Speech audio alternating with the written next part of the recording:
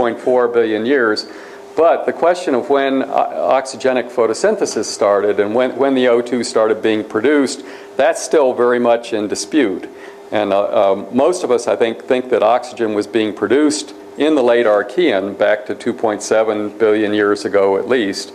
But, and then we debate about whether there's evidence for that. Do you want to comment on titrating out oxygen because of all the reducing power in let's say, in the ocean during the time that, you know... Yeah, well, let me go through my oxygen spiel, and I'll show some of the geologic evidence, and then we'll come back to that. Right? More questions on this? Okay, let's do O2.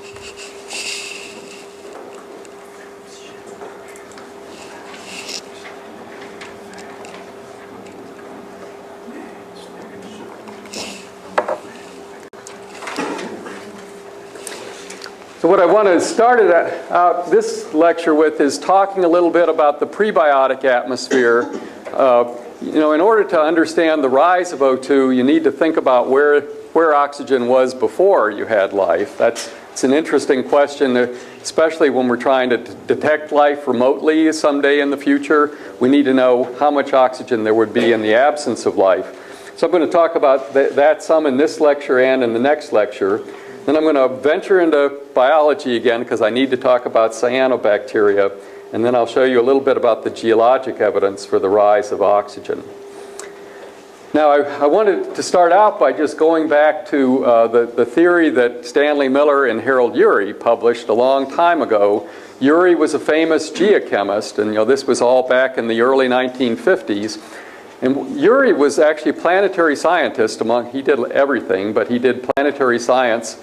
And back at that time, spectrometers, I guess, had just been invented, and people had turned telescopes on the outer planets, on Jupiter and Saturn, and they had found the absorption bands of methane and ammonia in the atmospheres of the outer planets. So we knew by that time Urey was, you know, very much, I don't know if he was directly involved in these observations, but he was very much aware of them. And so he generalized this then to the early Earth. He said, you know, these giant planets have lots of hydrogen, they have lots of methane and ammonia. And then he said, you know, he knew that the giant planets didn't lose hydrogen because they were too big to do that. He said, you know, consider the early Earth. Before it had time to lose its hydrogen, the early Earth's atmosphere should have looked like that of the giant planets. That was really, I think, the logic behind it. And you know, that logic, as I will try to go through in the next couple of lectures, is probably incorrect. The Earth was always losing hydrogen to space. Hydrogen was more or less in steady state, has been for a very long time. But that was Urey's outlook, and it led him, you know, he had this graduate student, Stanley Miller, who wanted to investigate this, and so Stanley Miller set up the famous what's now called the Millerurey Experiment, where he took a methane ammonia mixture, sort of a Jovian type atmosphere with less hydrogen, and put that in a flask and then ran spark discharge through it and created all sorts of organic compounds, including amino acids. And that's probably the most famous experiment that's ever been done in astrobiology, or the origin of life. And it dominated thinking for decades afterwards. In fact, it still tends to dominate thinking about the early atmosphere today, because you know, if you go to somebody who's not working actively in the field and ask them what the early atmosphere was like, they'll still quote the Millerurey experiment, and you know, this is how life got going, by a lightning in a Jovian type of atmosphere. I think John will probably take issue with that when he gets to his origin of life talks. I never take issue with anything. So you know, what I'm going to argue is that atmosphere was much too reducing. It's not really realistic for what we think the early atmosphere was like. What do we think the early atmosphere was like? And I'm just going to sort of preview that here. We think it was what we call a weakly reduced mixture. Weakly reduced meaning it doesn't have a lot of free oxygen, dominated by CO2 and nitrogen. These are some photochemical calculations. I've been doing photochemical calculations for a long time. This particular one, just assume a 1-bar atmosphere with the present amount of nitrogen. This one has about 20% CO2 in it. That's just about enough to solve the faint young sun problem, so that's probably a reasonable amount for a prebiotic atmosphere.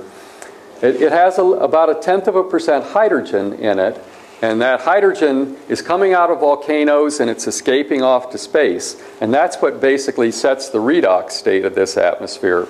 So you have to figure out the hydrogen budget of the atmosphere. This is something that people didn't understand until sort of the mid-1970s. One of my academic mentors was Jim Walker, who was used to be at Arecibo Observatory, and then he came to the University of Michigan.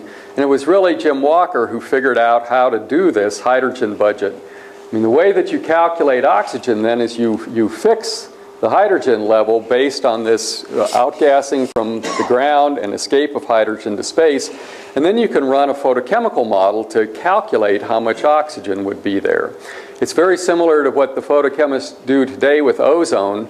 You know, we know you've got 21% oxygen, and then you run a photochemical model, and that predicts how much ozone you get up in the stratosphere, because the ozone is being produced photochemically from oxygen.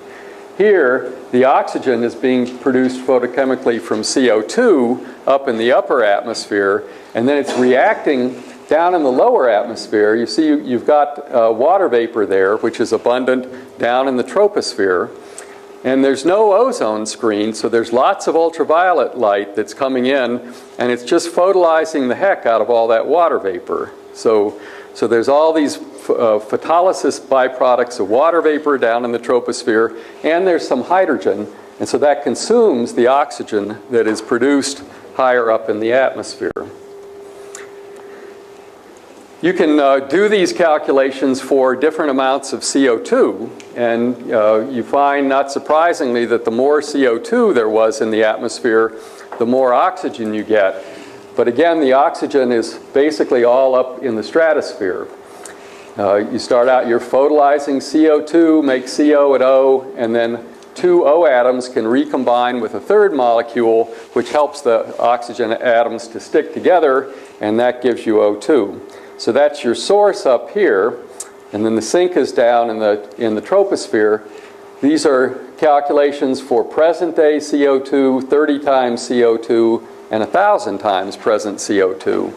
And the 1,000 times present CO2 is the most likely of these, because you need that to solve the faint young sun problem, right? So the oxygen and the climate problems are all linked. You need to know something about climate to calculate the oxygen, and you need to know something about oxygen to calculate the climate, because it affects things like methane, right? Now, so that's all prebiotic, and I'm going to come back to that and belabor it a little bit more in the next lecture. But life gets going pretty early, and we don't know exactly when, but sometime before 3.5 billion years ago, organisms evolve.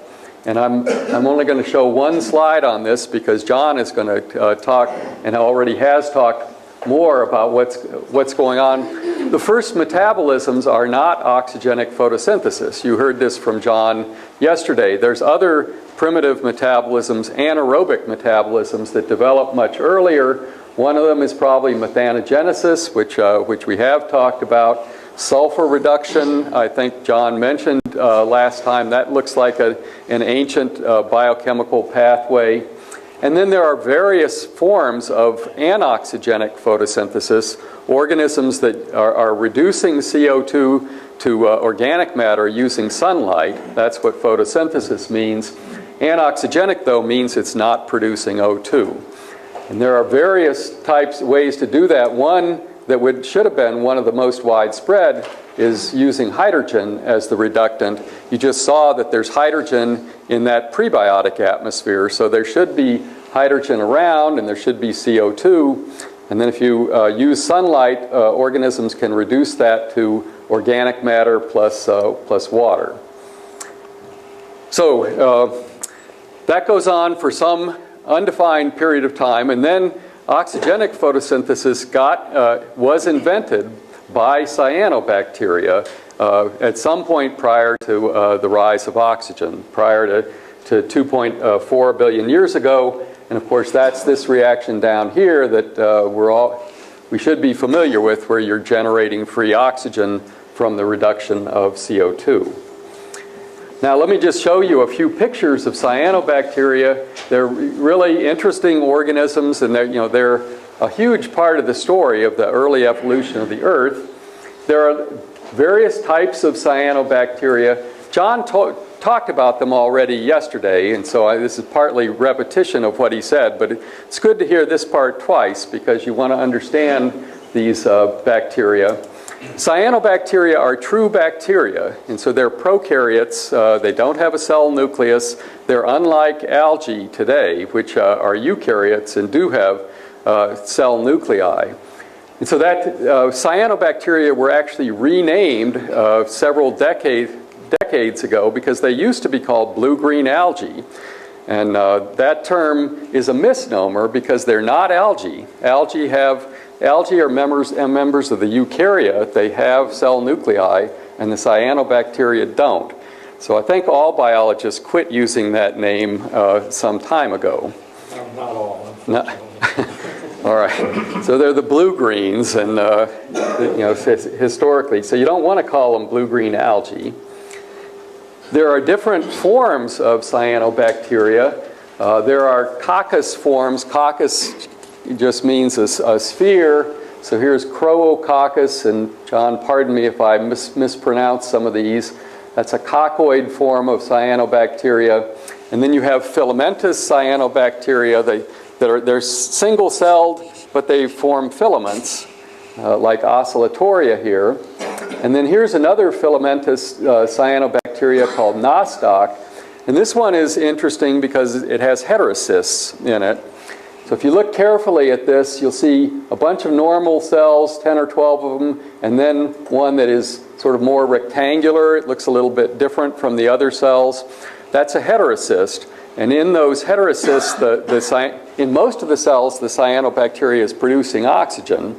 But in the heterocyst, it's fixing nitrogen. So this is something that John has already talked about. Organisms need fixed nitrogen. They can't use N2 directly. They have to break that N2 bond apart and create ammonium out of that. So they get nitrogen in a form that they can incorporate into their RNA and DNA and their proteins. So the enzyme there's an enzyme called nitrogenase that's used in the nitrogen fixing, that's poisoned by oxygen. So you have to keep the nitrogen fixing machinery separate from the oxygen producing machinery, otherwise it doesn't work. And the cyanobacteria have figured out various strategies to do that.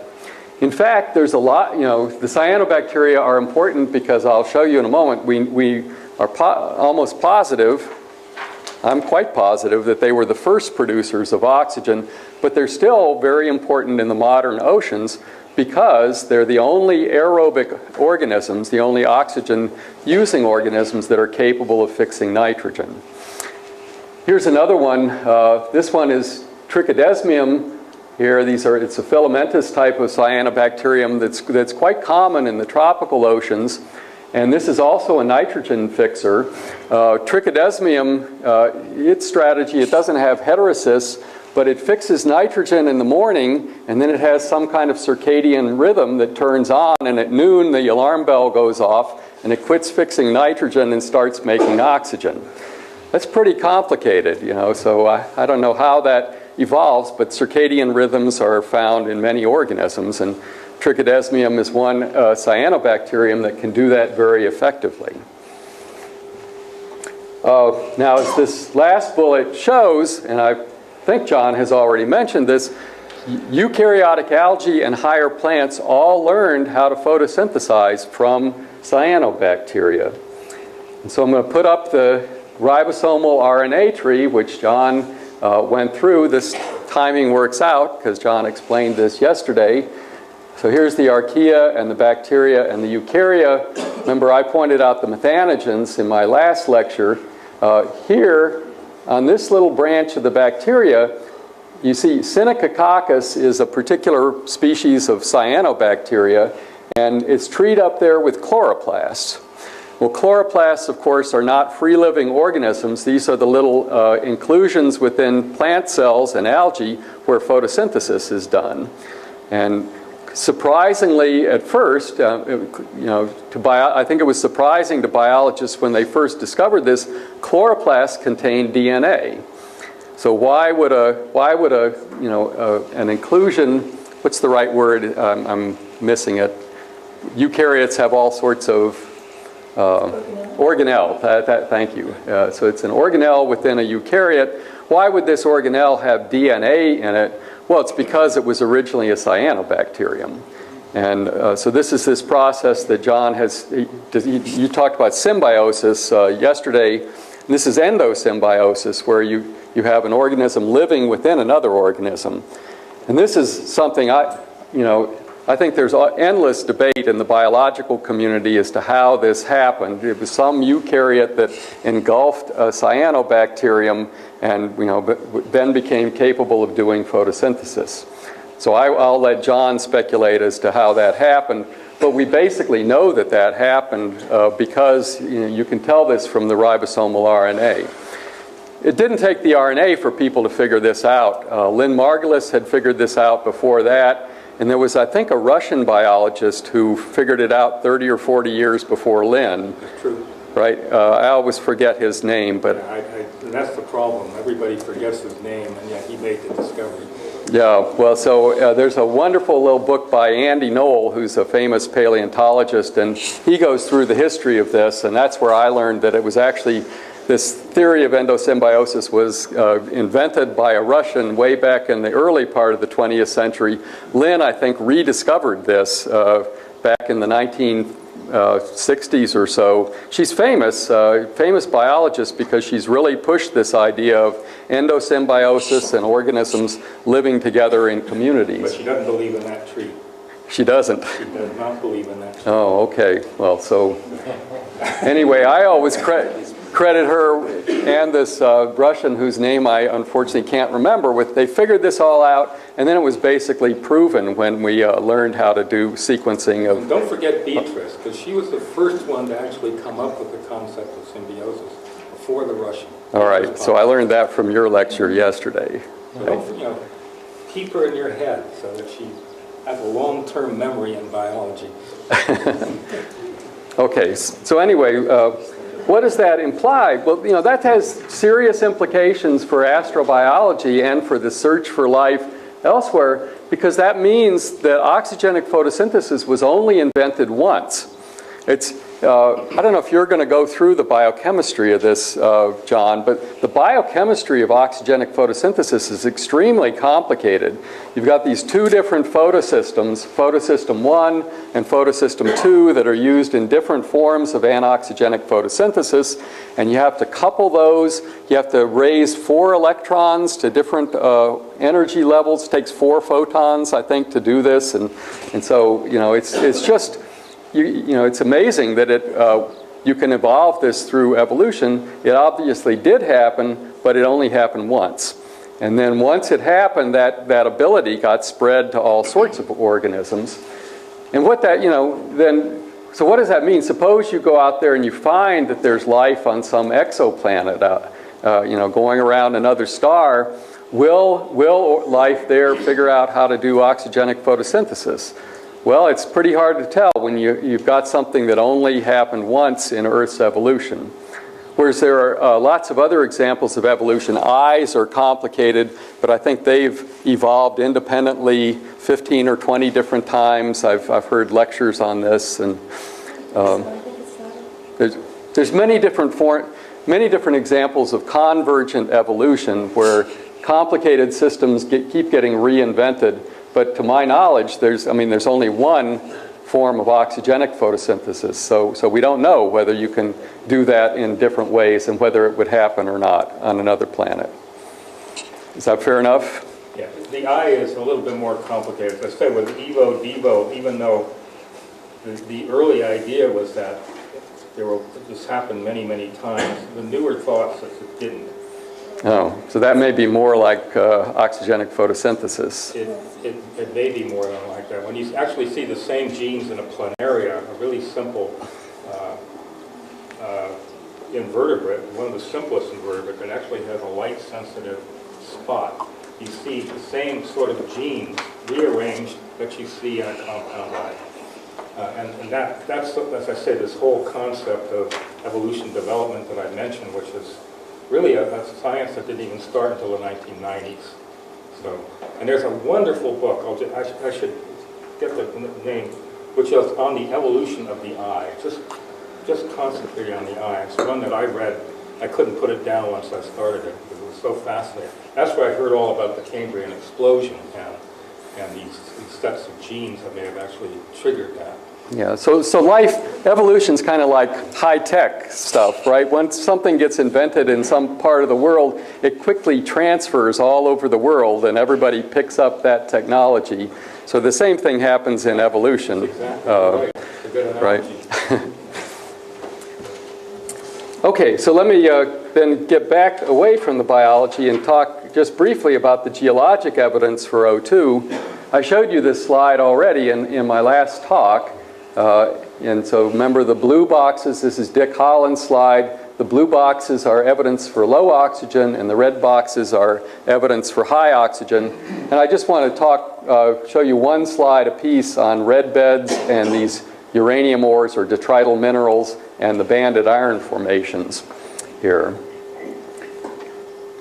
So if we start with the red beds, this is something that probably most of you have seen. If you go out in the desert, say in the American Southwest, you see reddish cliffs or reddish soils. Usually that's the mineral hematite, Fe2O3, which is the oxidized form of iron right here. And so there's also the other form of iron that occurs commonly on the Earth's surface is ferrous iron. So that's ferric iron. If you reduce that by one valence state, then you get ferrous iron, Fe+2, and that's the unoxidized form of iron. There's also metallic iron, right, which is even more reduced, but that's mostly in the core, so you don't find that very often at the Earth's surface. Now, what Preston Cloud had showed before Dick Holland was working on this was that you find red beds during the second half of the Earth's history and you don't find them during the first half of the Earth's history. And so that's a direct indicator of relatively high atmospheric oxygen. Although it probably doesn't take oxygen levels as high as today. If you even had 1% of today's oxygen, you could form red beds.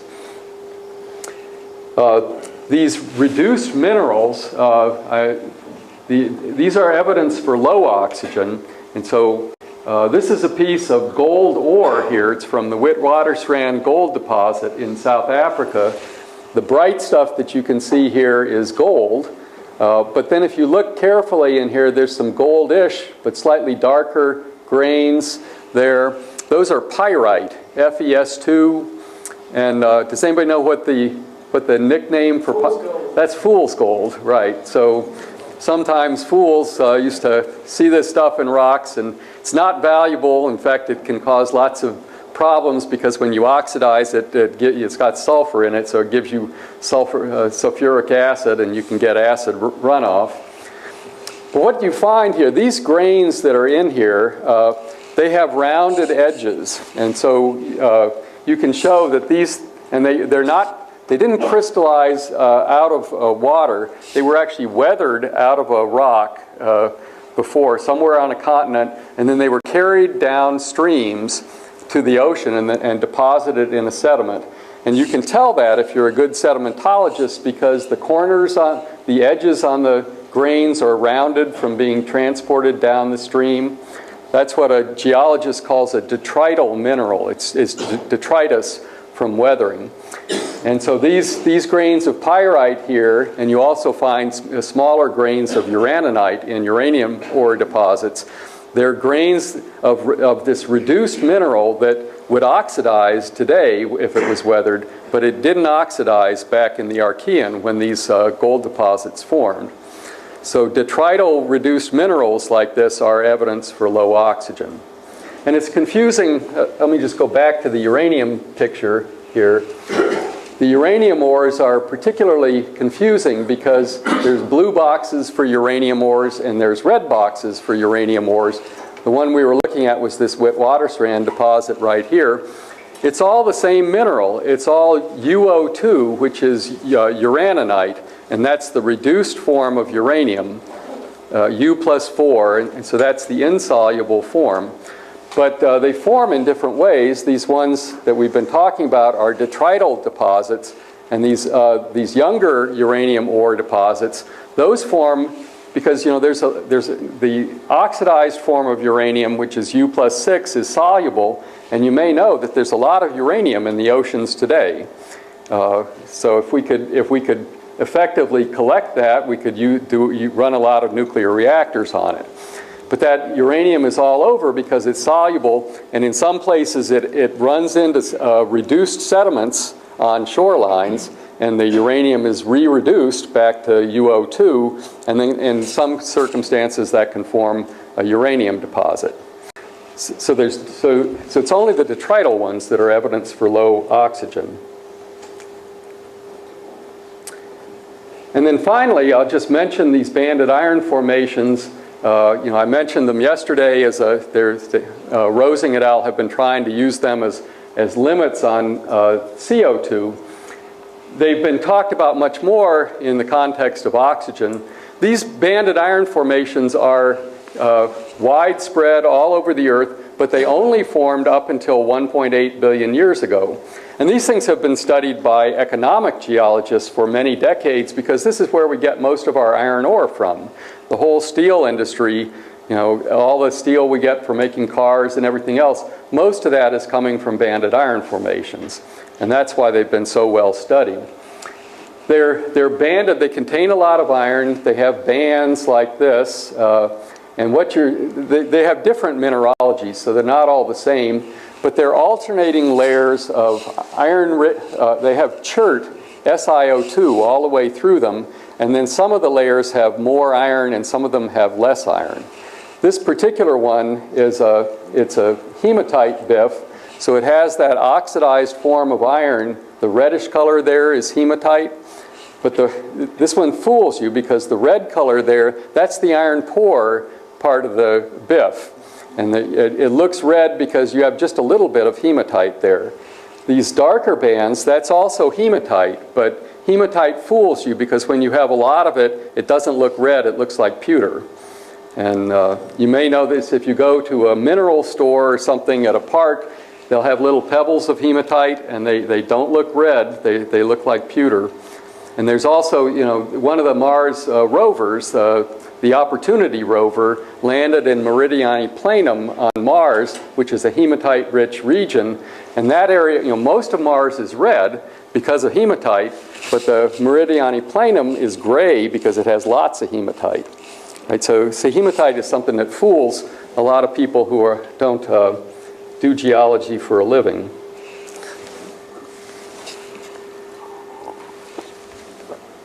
Okay, well let me switch and do sulfur isotopes, and I'll do this pretty quickly, but there's actually really good evidence that has come along in the last 10 or 12 years for the rise of oxygen, and it comes from something totally unexpected. It comes from sulfur isotopes. So sulfur has 4 stable isotopes, 32, 33, 34, and 36. And the 32 is most of sulfur. It's about 96%, and 34 is about 3%, 33 is maybe 1%, and 36 is a very trace amount. Isotope geochemists use isotopes and have for several decades, ever since mass spectrometers were invented. And they use the isotopes because when different processes fractionate these isotopes, and especially biological processes tend to fractionate them, almost every process that you can think of, including biological ones, that the lighter isotope will get processed faster than the heavier isotope. Usually that happens in what's called a mass-dependent way, though. So if you think about the 2 most common isotopes, 32 and 34, those differ by 2 mass units, whereas 33 and 34 differ by 1 mass unit. And therefore, if you have a process that fractionates 34 and 32 by a certain amount, then 33 and 32 get fractionated by half that amount. And that's called mass-dependent fractionation. It's just because of the masses of the different isotopes. What you see with sulfur is what's sometimes termed mass-independent fractionation. And it's actually a misnomer because it does depend on mass, but it doesn't depend on mass in the normal fashion. And there, you can produce this MIF. MIF is short for mass-independent fractionation. You can produce it by photolysing SO2. So this is why it tells you something about oxygen, because if you have a low oxygen atmosphere, then you can photolyze the SO2 much more easily, and you can create this sulfur MIF signal. So here's some of the data from looking at ancient rocks. These are rocks from Archean age where you had low oxygen.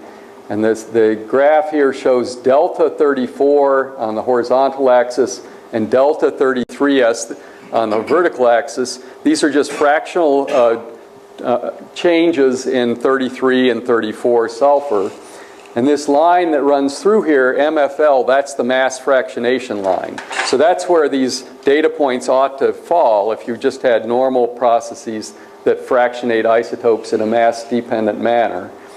But if you look at these ancient rocks, you see that the pyrite, FeS2, is enriched in sulfur 33 compared to the mass fractionation line. And these sulfates, barite in this case, is depleted in sulfur 33 compared to the mass fractionation line. And this distance away from the mass fractionation line in the geochemical literature, that's called cap del 33s, capital delta 33. So there was a paper, a really seminal paper in geochemistry that came out 11 years ago now by James Farquhar and colleagues. Farquhar worked in Mark Tiemann's lab at UC San Diego.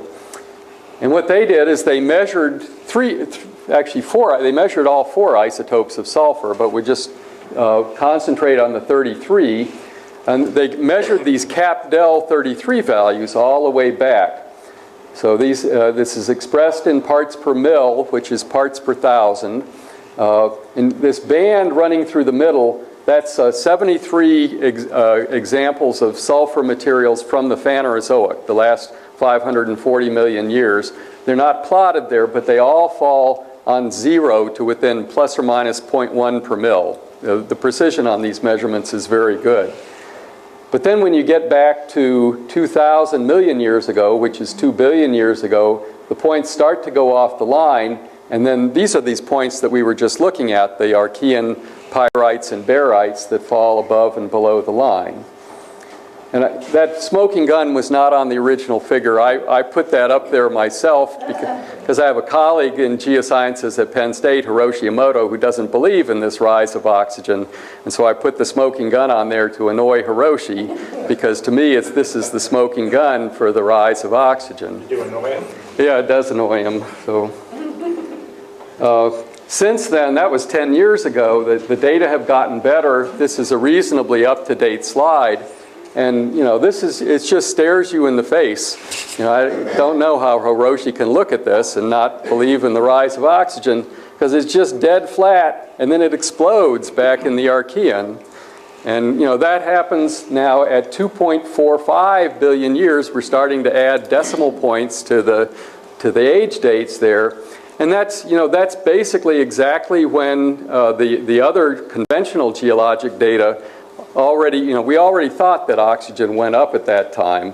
And, to me, this is sort of, it's not, you never prove anything in science, but this is like the DNA sequencing showing that chloroplasts came from mitochondria.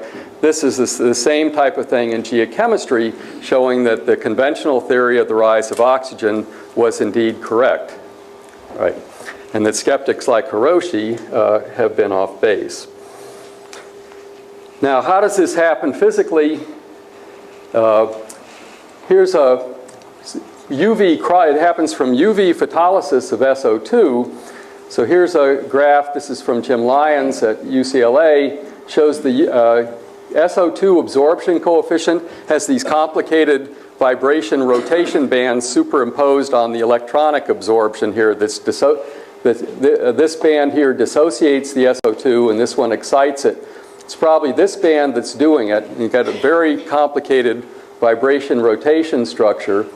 And if you look over here on the right, the different isotopologues of SO2, for instance 32 SO2 and 33 SO2, they all have slight wavelength shifts in where they absorb. So in this slide here, I think the black is 32 SO2. This is a blow up of a small region here. The green is the 33, the red is 34, and the blue is 36. And so they shift their wavelengths at which they absorb, and then they photolize slightly differently. So it is a mass-dependent process, but the selection is very different from what you would get by these processes that happen chemically. It's just the vibrational bond strength that is causing the fractionation. And this is the last slide I'll show you on the sulfur. This has led now to some very complicated theories that are starting to emerge.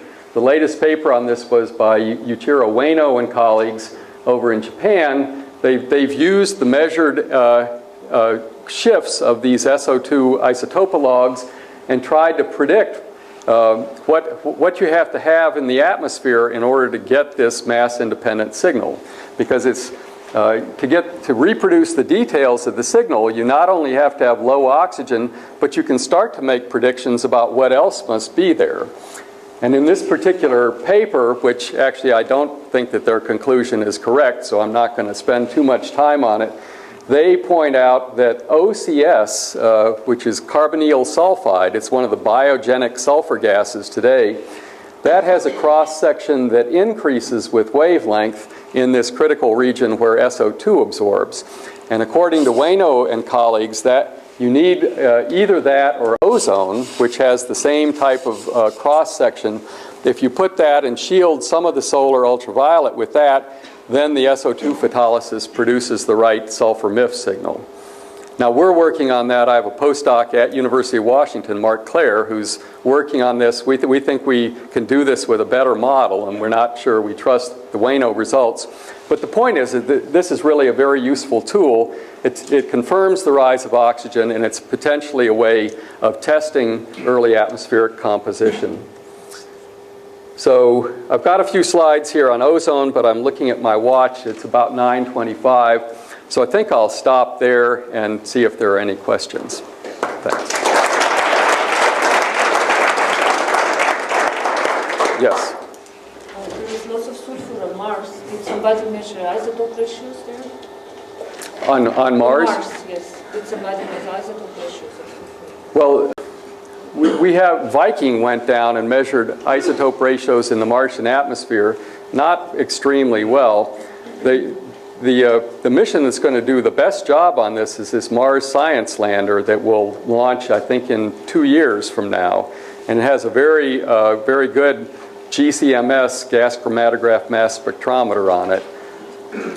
I don't think it's going to tell you all that much about whether life is there.